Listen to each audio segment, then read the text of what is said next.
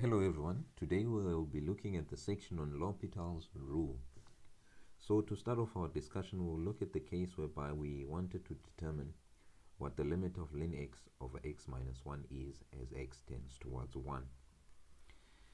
So if you remember correctly, whenever we wanted to determine what the limit of a quotient is, we would determine what the limit of the numerator is and the limit of the denominator, and then whatever the results would be from this, that would then be the limit.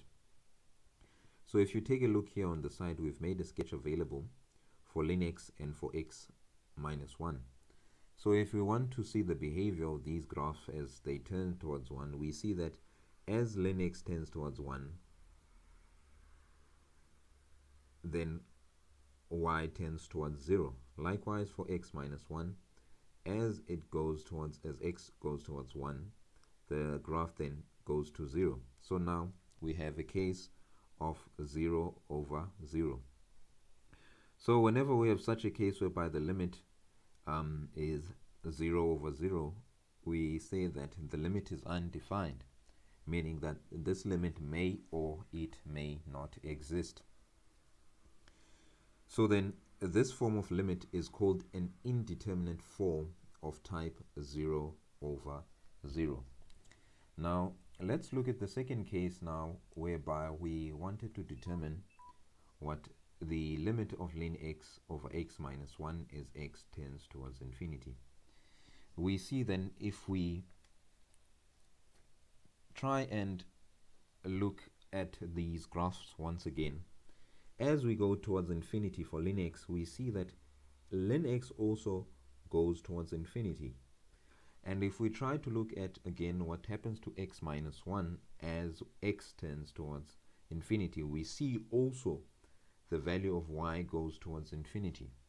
So then now we have a case whereby the limit of this is infinity over infinity. So then now we say that this form of limit is called an indeterminate form of type infinity over infinity. So now the question we should be asking is, how do we then determine the limits of such? Mathematicians have then introduced a technique called L'Hopital's rule that is used to solve indeterminate forms of limits.